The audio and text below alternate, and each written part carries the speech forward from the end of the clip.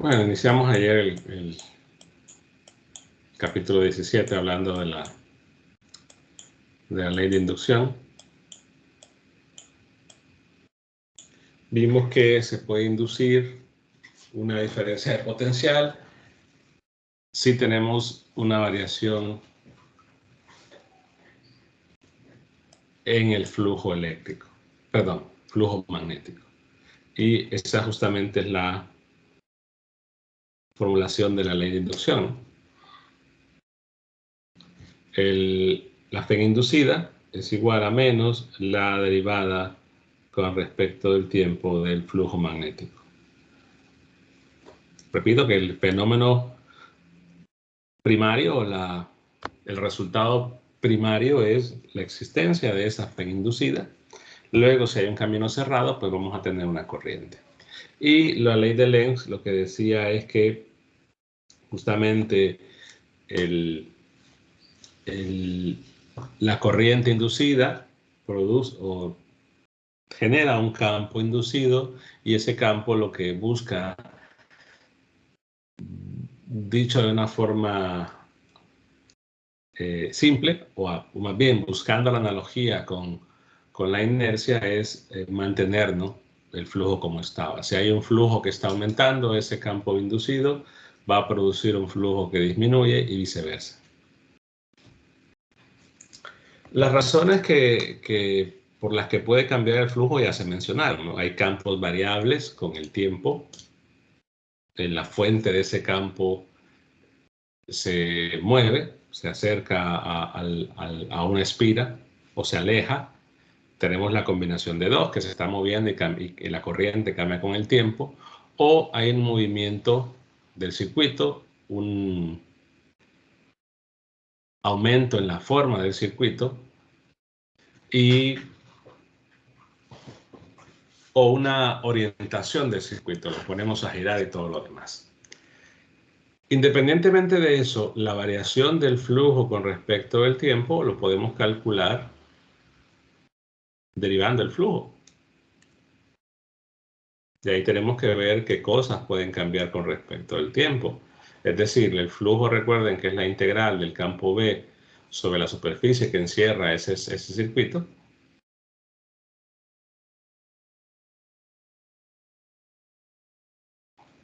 Y aquí, cuando digo superficie que encierra el circuito, hay que tomar en consideración que puedo tener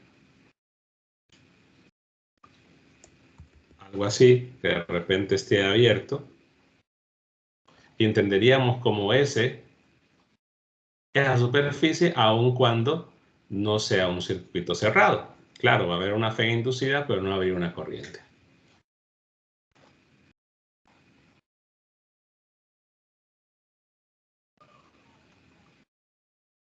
En el caso que tengamos un flujo variable, ¿verdad? Entonces, esa derivada evidentemente va a actuar sobre cualquier situación que dependa o que esté cambiando con respecto al tiempo, que pueden ser, repito, un montón de cosas. Y es la opción más simple. Calculamos el flujo, se calcula el flujo y lo derivamos.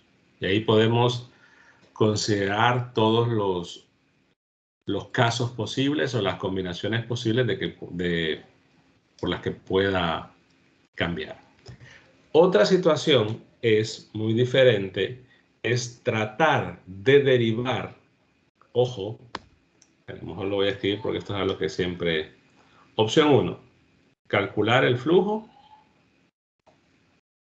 y luego derivar.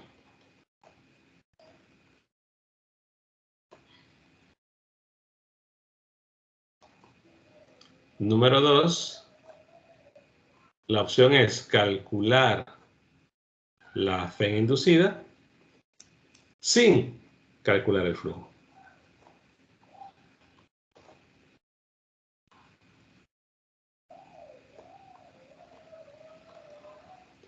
Es decir, queremos hacerlo en general, queremos agarrar esta ecuación, calcular esa derivada y ver qué sucede con esa derivada, y lo estamos haciendo sin necesidad de tener el flujo. Normalmente se consideran algunas circunstancias. Primero, caso 1, vamos a considerar únicamente que el campo B depende del tiempo. El circuito no se mueve. El circuito está fijo, el circuito está estático, no está girando, la dimensión no está cambiando, no se está moviendo. Lo que estamos diciendo es que el campo B cambia con el tiempo y lo que estamos hablando es de que el circuito es estacionario.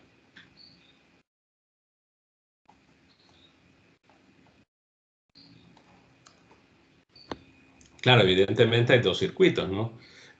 Hay un circuito fuente y un circuito donde donde se busca tener una corriente inducida. Entonces, el que estamos hablando de que es circuito estacionario es el circuito sobre el cual vamos a medir el flujo. Ojo con eso. Estamos considerando el caso del circuito sobre el cual vamos a medir el flujo. A ese me refiero con estacionario. Entonces, mejor les pongo nombre acá. Digamos que es el circuito C. Entonces, si eso ocurre, la derivada es mucho más fácil de calcular, porque tendríamos la fe inducida es igual a menos la derivada con respecto, bueno, la derivada puede entrar, ¿no? Como el circuito no depende del tiempo, ni su dimensión, ni se está moviendo, entonces la derivada entra directamente dentro del integral. Y claro, entonces, para ese caso de que el circuito sea estacionario, la única forma de que tengamos una fe inducida es que el campo B esté variando con respecto al tiempo por la razón que sea. Que ya mencioné dos opciones. El circuito fuente se está moviendo, o número 2, el circuito fuente tiene una corriente que no es estacionaria. Por lo tanto, la corriente depende del tiempo y el campo B depende del tiempo, o la combinación de las dos. La combinación de las dos.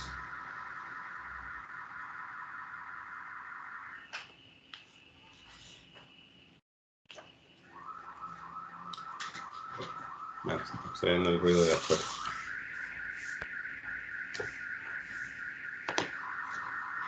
En todo caso, habrá que recordar que voy a apagar un rato el micrófono porque no quiero que salga ruido en la grabación. Ah, no, ya se fue. El campo B es una función de la posición y del tiempo, por la razón que sea.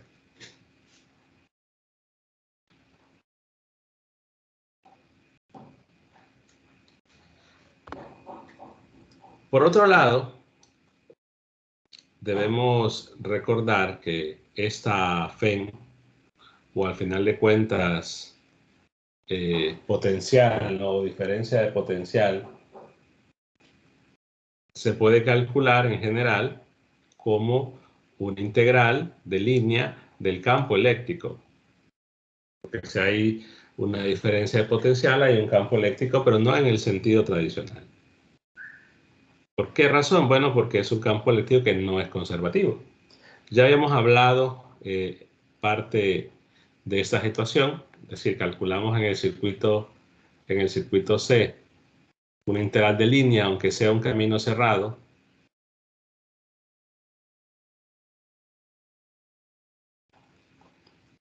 Al no ser un campo conservativo, esta integral de línea no es cero.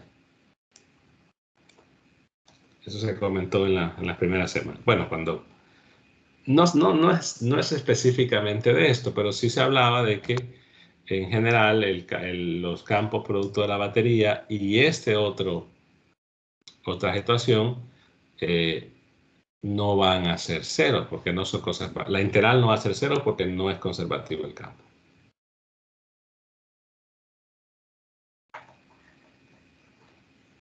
Claro, para esta expresión, dado que es cerrado, o sea, esto no es cero porque no es conservativo, podemos utilizar el teorema de Stokes y decir esto es igual a la integral sobre la superficie S del rotacional de E, que como no es conservativo, este rotacional no es cero. Entonces habrá que entender eso, ¿no? Ese campo E no es conservativo.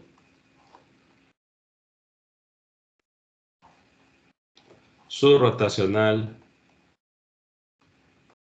no es 0 y la integral cerrada de punto de DR tampoco es 0.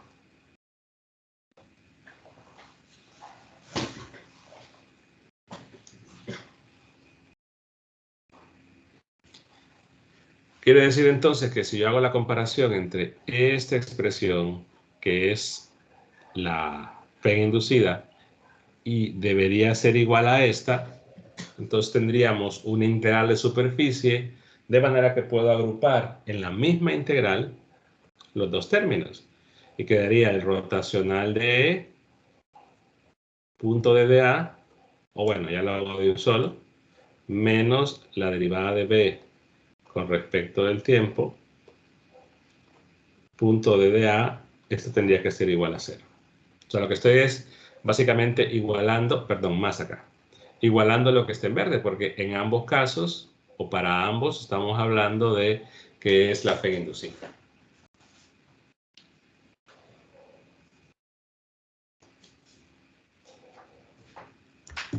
Como es para cualquier superficie, para cualquier circuito que esa ecuación se va a tener, la conclusión inmediata es que lo que está dentro de la integral, esto tendrá que ser entonces 0, dado que es para cualquier superficie en que se haga este procedimiento, que se analice, perdón, o que se mide el flujo. Entonces, el rotacional de E va a ser igual a menos la derivada de B con respecto al tiempo.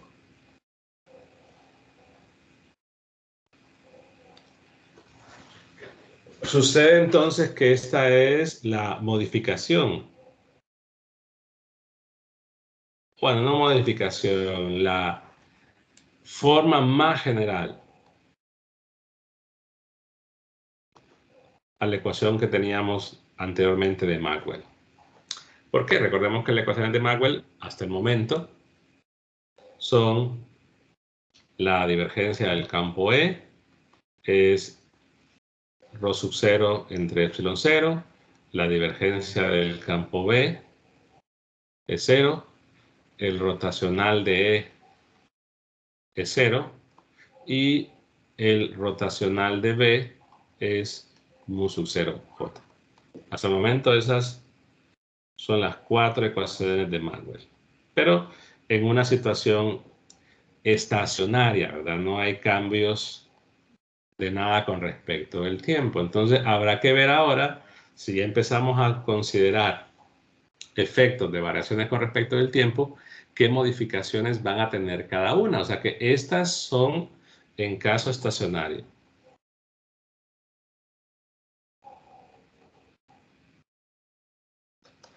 Y la que cambió ahorita, la que vemos el cambio ahorita es la tercera, porque ya vimos que el campo eléctrico, cuando tenemos corrientes estacionarias, perdón, aquí arriba es corrientes, no, sí está bien. Cuando tenemos corrientes no estacionarias, aparece esta de acá. Y ahí se ve la variación del tiempo. Evidentemente, si el campo B no depende del tiempo, pues queda 0, y es el caso usual. Pero ya decimos que es una forma un poquito más general de la ecuación de Maxwell que está en el lado, bueno, en pantalla. Pero claro, esto es una situación de que el circuito es estacionario y eso es meter una derivada y agrupar con el teorema de Stokes. El caso 2 lleva un poco más de análisis y lo tienen en un recurso y voy a aprovechar para que lo puedan ver. Es donde consideramos un medio, un circuito de movimiento o medio movimiento. O sea, la consideración que no se hizo antes. Y aquí pueden ser la combinación de las dos cosas. Que el campo B dependa del tiempo y que además el circuito se mueva, pero no es una situación tan, por así decirlo, directa. La ecuación anterior implica varias cosas. Por ejemplo, si nosotros queremos calcular la fe inducida sin tener el flujo, lo único que hago es, si tenemos el campo B, esto al final de cuentas es una ecuación diferencial parcial, podría ser ordinaria, pero si tenemos el campo B podemos calcular el campo no conservativo. Y si tengo el campo no conservativo puedo calcular el campo, la circulación, y tengo la circulación puedo calcular la fe inducida. El campo B se conoce, ¿no? Porque recordemos que aunque me vaya por la primera opción de calcular el flujo, el campo B lo tenemos. Entonces, teniendo B encontramos C y teniendo E encontramos la fe inducida. Esa es la otra opción. Porque repito, hayamos hablado de dos opciones, ¿no? Calcular el flujo y luego derivar, o calcular la fe sin calcular el flujo, que ese es el camino. Con B, con el campo B encuentro E y con E encuentro directamente la circulación. Cuando tenemos medios de movimiento vamos a llegar a una ecuación equivalente. Hay que trabajar un poquito más. Vamos a considerar en primer lugar una situación donde el circuito donde estoy midiendo, donde se va a calcular la fe inducida porque vamos a medir el flujo, tiene una velocidad v.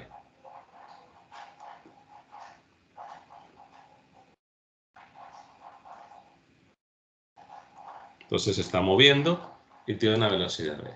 Lo que sí no vamos a considerar en esa deducción que ustedes van a ver es una variación en la forma del circuito. Que de repente el circuito se puede mover, puede estar girando, eso está abarcado dentro del movimiento, pero lo que sí no va a pasar es que el circuito se va a hacer más ancho o más delgado. Simplemente se va a mover de cierta forma, va a girar y tiene una velocidad v, que podría ser variable o constante. Lo interesante es que vean la demostración, porque en el libro hay un error de tipografía. Es que la derivada del flujo con respecto del tiempo va a tener dos términos. Es como que ustedes digan que aplicamos, por así decirlo, como una especie de regla de producto a la hora de derivar esto. Por el hecho de que el circuito se está moviendo y por el hecho de que el campo cambie con respecto del tiempo, pero ese cálculo no lo voy a hacerlo para que ustedes lo vean. Y lo importante es la conclusión, que la variación del flujo con respecto del tiempo va a tener dos términos. Uno que es por el efecto directo de la variación del campo con respecto del tiempo, y otro por el movimiento que tiene el circuito. Ya hablamos que v es la velocidad que tiene el circuito.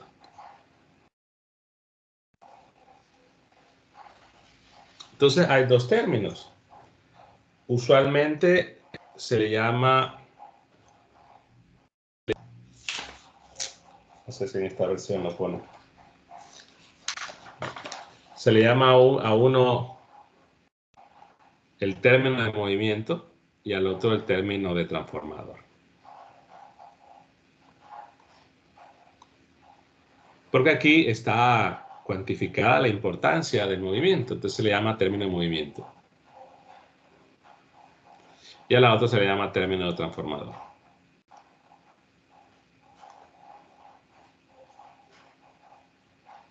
Por el hecho de que estamos hablando directamente de la variación que tiene el campo B respecto del tiempo. Claro, no, más bien, perdón, el término es para hablar de la fe. Solo voy a corregir algo. Si yo calculo la fe inducida, eso es el negativo de la derivada, ¿no? Con respecto del tiempo. Entonces, va a aparecer, si le multiplico por un negativo el de arriba,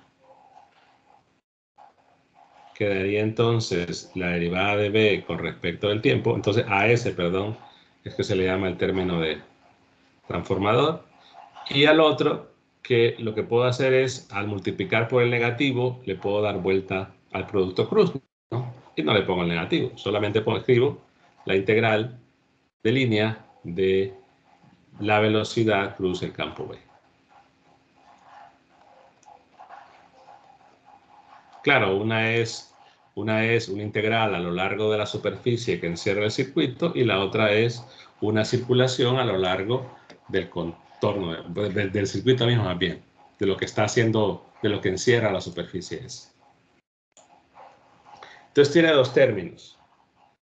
Si lo vemos desde un punto de vista independiente, puedo analizar el primer término y verlo como que ese término no depende exclusivamente o no hay una dependencia directa de la velocidad y en el otro sí. Entonces, algunos libros hacen la referencia a que el término este es la fe que se percibe o que percibe un observador que se está moviendo sobre el circuito. Y que, o en un sistema, por así decirlo, en movimiento. Y el otro es el término que ve un observador en reposo, pero considerando que el campo B no depende del tiempo. O sea, que pueden llamarlo así bajo un análisis de sistemas de referencia. Es decir, que uno es un término que ve un observador que está. El primer término, que un observador que se está moviendo junto al circuito, y el otro es un término que ve un observador que está en reposo. Entonces, algunos le suelen llamar al primero FEN de transformador y a la otra FEN de movimiento. Claro, para que solo estemos considerando el término de movimiento, es una consideración sin ver el efecto de la variación del campo B respecto del tiempo. Entonces, si yo le llamo FEN de movimiento, es que no estoy considerando el otro término, la otra variación, o sea que lo estoy viendo de manera independiente. Pero claro, la FEN inducida es directamente la suma de los dos términos. Entonces, yo puedo llamarle a uno FEN transformador, FEN de movimiento, lo que sea, pero es una cuestión de convención. Entonces, ¿qué sucede? Vean que podemos calcular esa FEN, la FEN inducida sin calcular directamente el flujo. Nuevamente, hay dos opciones. Calculo el flujo derivo o calculo esa FEN inducida sin calcular el flujo. Entonces sería aquí calcular las dos términos. Si tenemos una situación, por ejemplo, donde el campo B no depende del tiempo,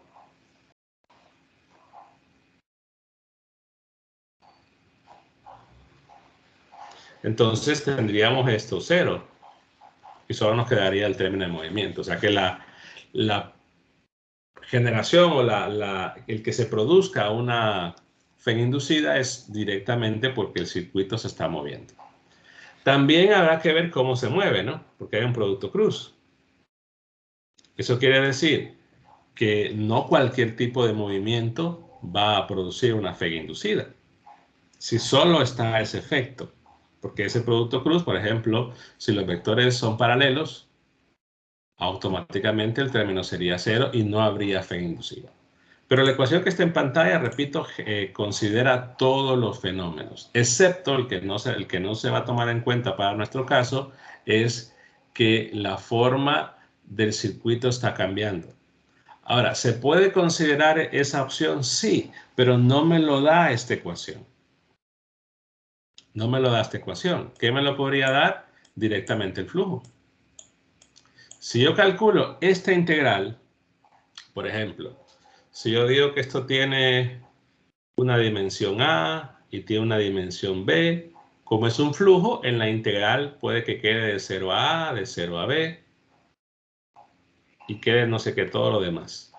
Entonces, cuando se integra, se evalúan los límites Y el resultado de esto estarán de acuerdo que va a quedar en función de A y en función de B.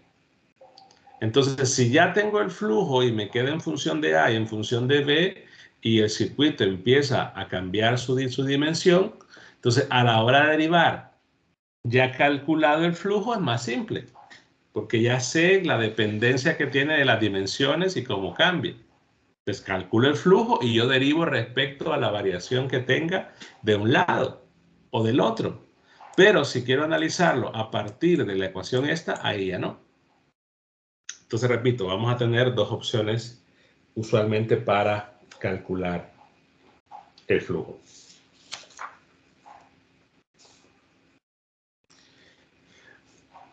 A esta que está aquí, que le habíamos comentado, que se suele llamar la FEN de movimiento, usualmente se le representa con una, perdón, con una M. Y como al final de cuentas, la FEN, lo que teníamos acá, ¿no? La FEN se ve como una integral, como una circulación de un campo eléctrico, entonces yo podría llamarle a este término un campo eléctrico debido al movimiento exclusivamente. Entonces le suele llamar a este un campo eléctrico de movimiento. De manera que ahí tengo L de movimiento es B cruz B. Entonces la FEN de movimiento es la integral de el E de movimiento punto EDR. Pero sería el término este es una forma de ver a ese término como una parte del campo. No es evidentemente la totalidad del campo, sino que habría que ver el otro efecto del primer término. Por eso lo vamos a ir viendo en los ejercicios. ¿Preguntas hasta ahí?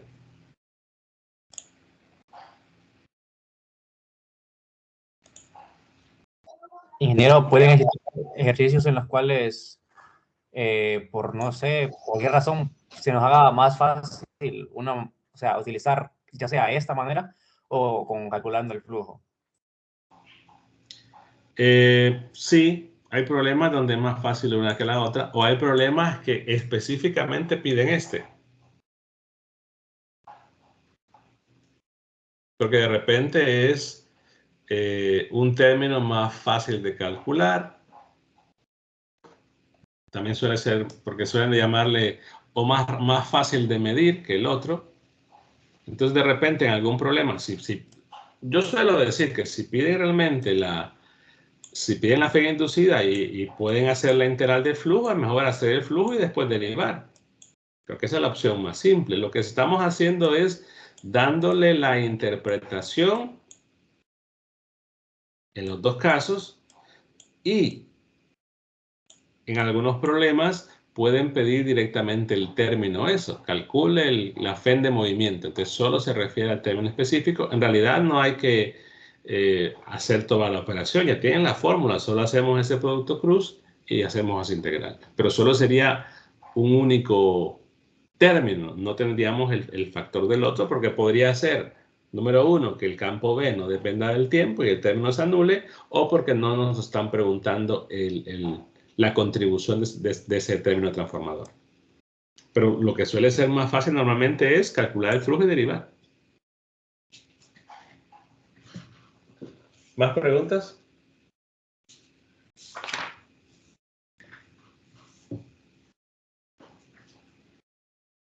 Ingeniero, ¿la FEM inducida se puede calcular para cualquier tipo de geometría o hay restricciones, así como para el campo B? ¿Cómo así? O sea, en cualquier geometría podemos calcular fácilmente con estas ecuaciones la FEM inducida. Ok, son dos cosas. Si tenemos un circuito, lo que se mencionó es que hay ciertos problemas donde se puede calcular el campo B en todo punto producido por ese circuito. Digamos que tengo aquí un circuito primado y tengo el otro circuito C.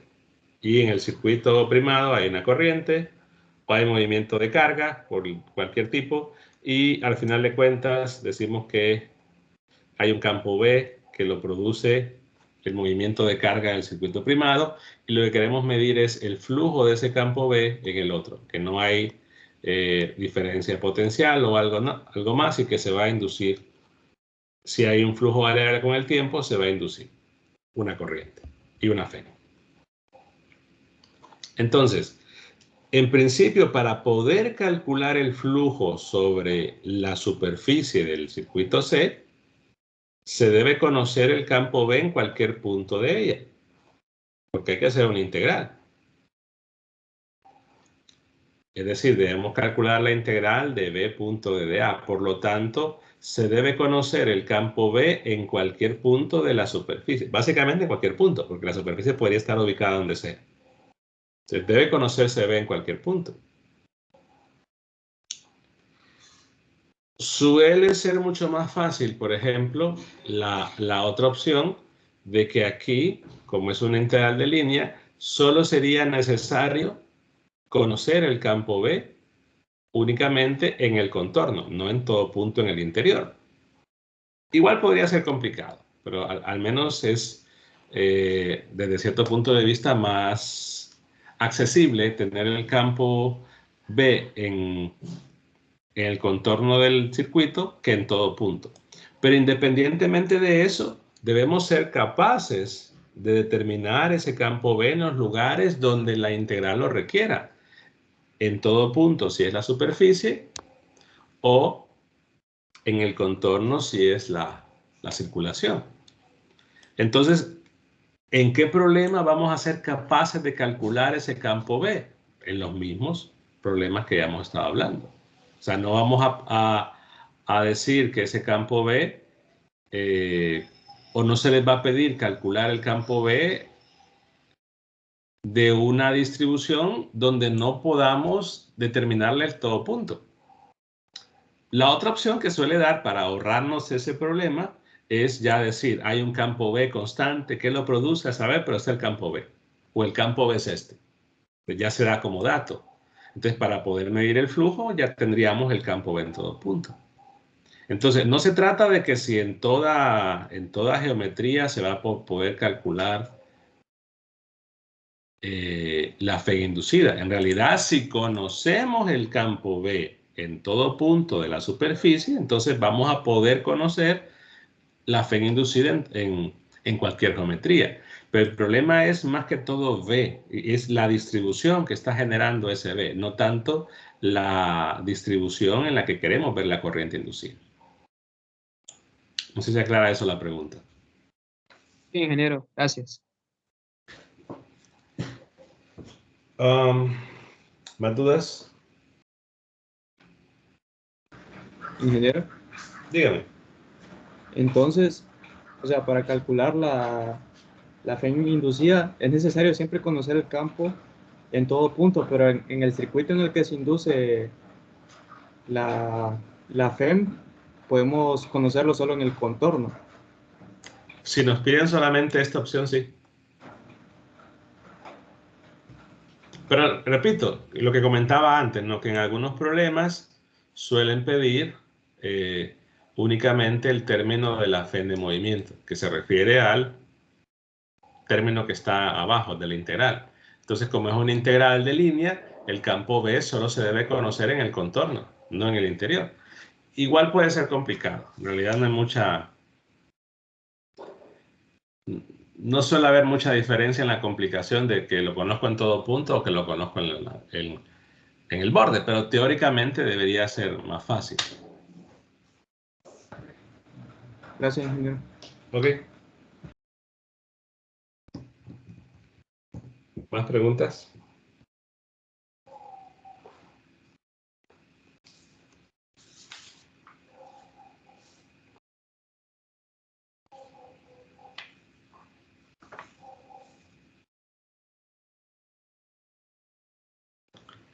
Entonces, regresando aquí al término de la fe inducida, que era menos... Bueno, como ya se dieron cuenta, primero va con la teoría y después los ejercicios, ¿no? Creo que es mucho más conveniente.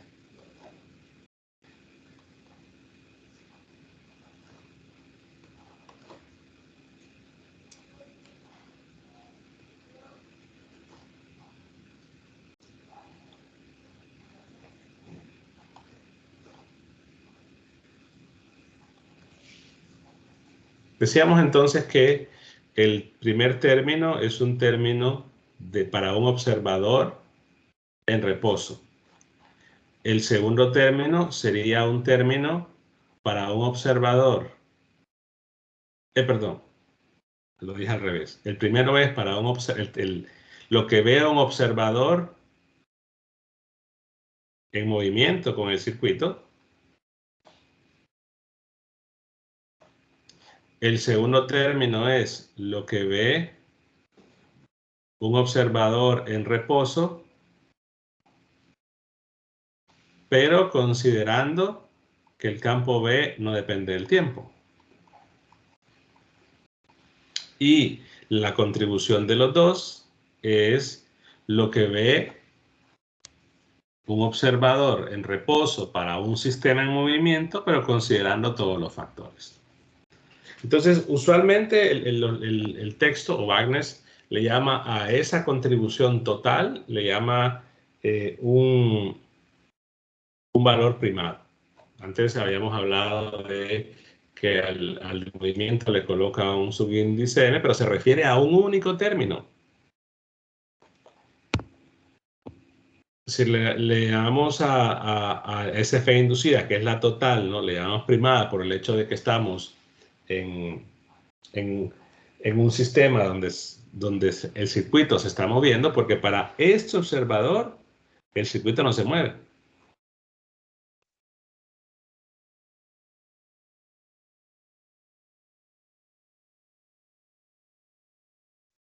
Para el otro sí. Y ya la contribución de los dos es que el circuito se está moviendo y también consideramos la variación del campo B con respecto al tiempo. Entonces le puedo llamar a él un campo total, E, y le ponen el primado para simplemente diferenciarnos del que es el campo para el sistema en movimiento, para el circuito en movimiento, DDR, y eso tendríamos la contribución del primer término, y el segundo que era el término únicamente de movimiento, considerando, repito, sin el primer efecto. Perdón, puse de Krupe. La misma historia de antes, ¿no? Que solo teníamos estos dos términos, que hicimos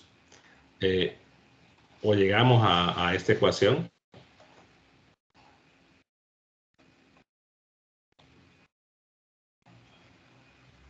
Que a la anterior, pero evidentemente sin considerar la variación, lo que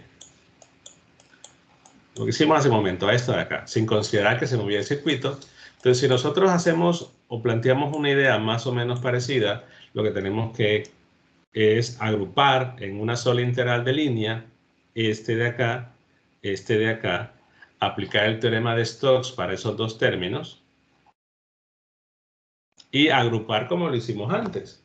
Entonces, si se hace eso, lo que tendríamos es una integral de superficie, al aplicar el teorema de Stokes, del rotacional de E primada menos B cruz B, punto de dA, igual a menos la integral de la variación de B con respecto del tiempo, punto de dA. Hago lo mismo.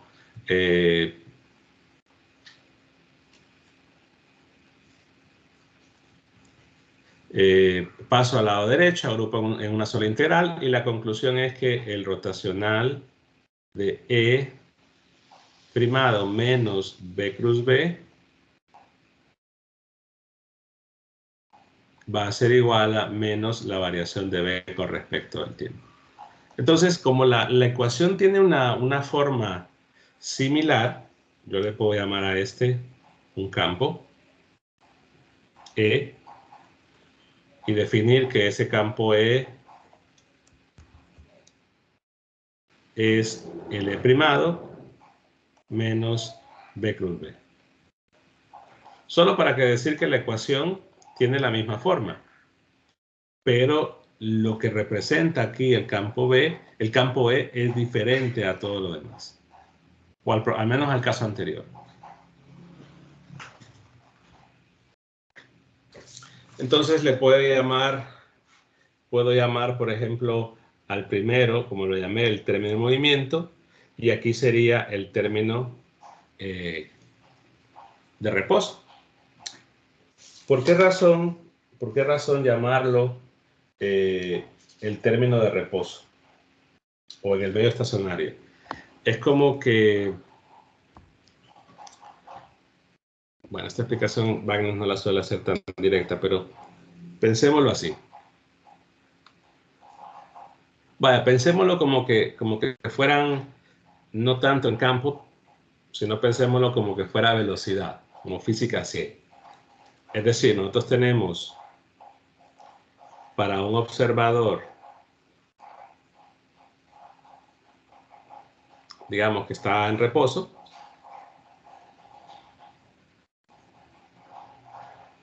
evidentemente ve un objeto en movimiento y él ve el objeto, que el objeto va a 10 metros por segundo respecto de él.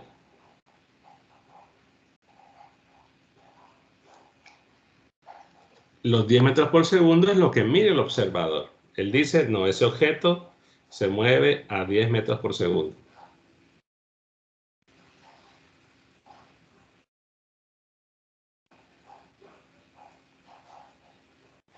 Y luego hay un observador, hay una persona aquí, encima, y él dice, el objeto no se mueve.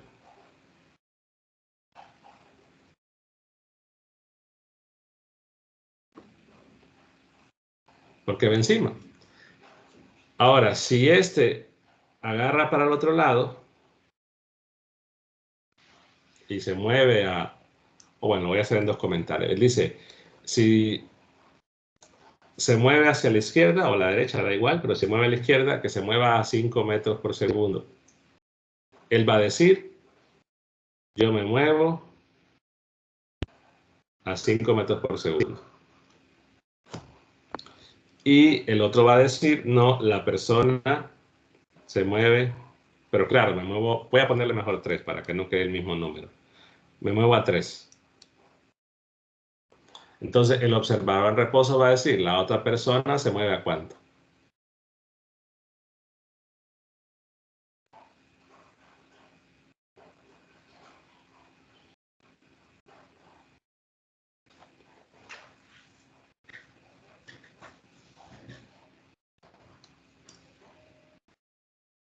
¿A cuánto? Pues él va a decir que se mueve a 7, ¿no? Porque si el objeto donde está moviendo va a 10 y el otro él está moviendo en dirección contraria, al final de cuentas la resta. Eso es lo que en física se le llama velocidad relativa. Pero independientemente, lo que estoy diciendo es que él va a decir, la persona que está en reposo, él va a decir, la velocidad del otro es los 10 menos 7, menos 3, perdón, que es 7. Esta es la idea más o menos de esto. Es decir, básicamente sería lo que tiene la medición del campo que tiene el del circuito de movimiento, lo que ve en otra dirección, y esto es lo que ve el observador en reposo. Hay que tomar en cuenta que la lectura de Wagner se ha enredado porque una cosa es hablar de observador en reposo o observador en movimiento y decir sistema en reposo y sistema en movimiento. Por ejemplo, para el observador en reposo, el sistema se está moviendo, pero él está en reposo. Para el observador en movimiento, digamos que está fijo, que no se estaba moviendo, para el observador para él está en reposo y el objeto está en reposo. Para el otro no. Es una cuestión más que todo de dar un nombre.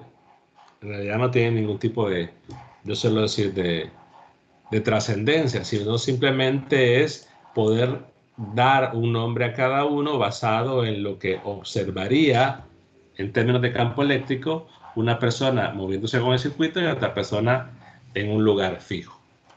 Pero al final de cuentas es para poder darle sentido a esta ecuación y definir que la ecuación es la misma, solo que la interpretación que tiene E va a ser diferente.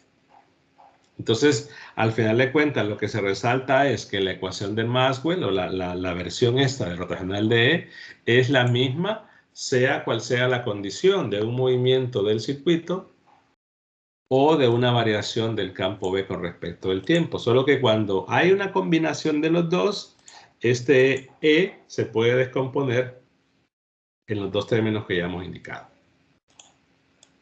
No sé si queda clara esa parte.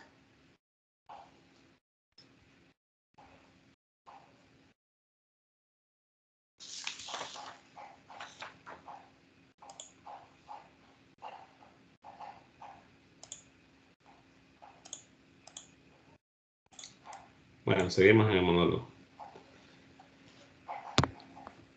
¿Cómo se podría aprovechar esto? ¿Cuál podría ser la aplicación, ¿no?, de esta situación?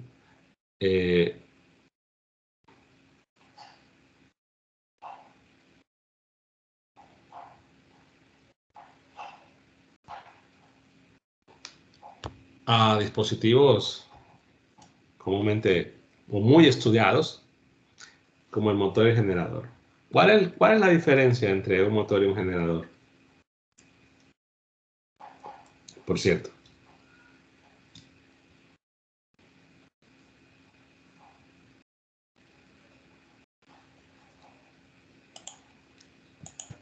El motor transforma la energía eléctrica en mecánica y el generador la mecánica en eléctrica.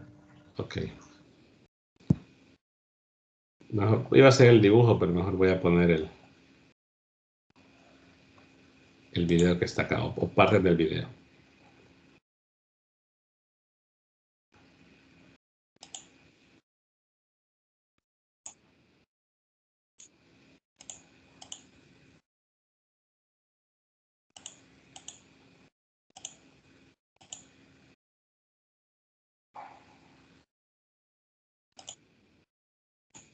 Bueno, se va la publicidad.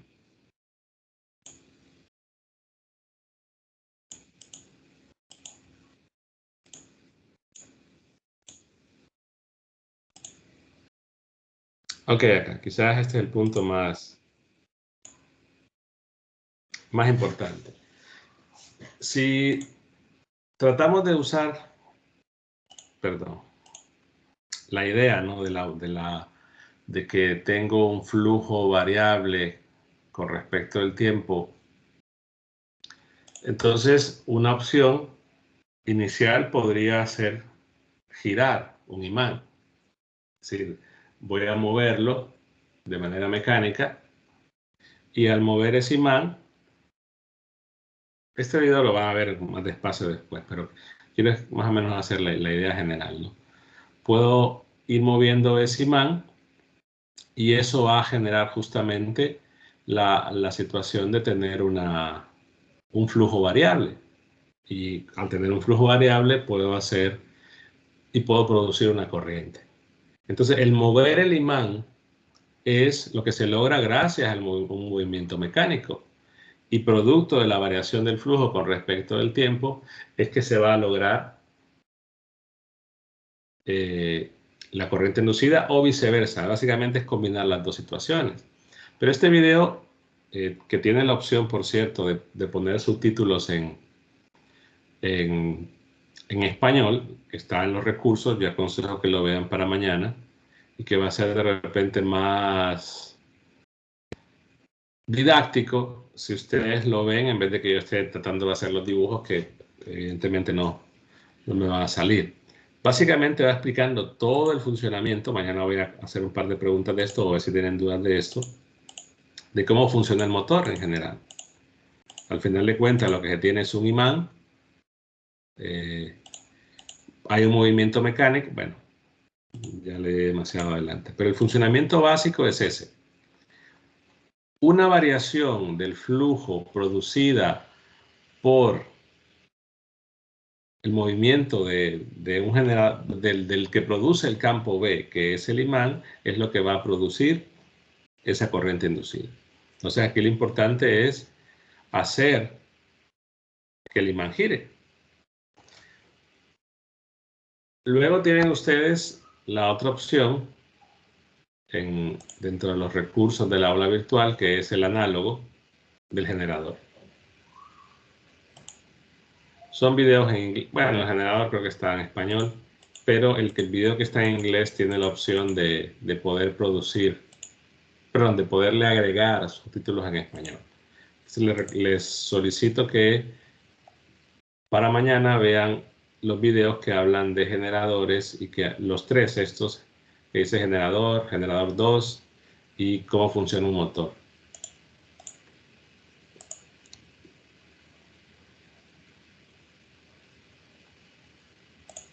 Porque sí, voy a tratar de hacer un medio resumen de eso, pero claro, no voy a poder detallar los dibujos de la forma que está ahí. Entonces véanlo para mañana. ¿Alguien preguntó algo?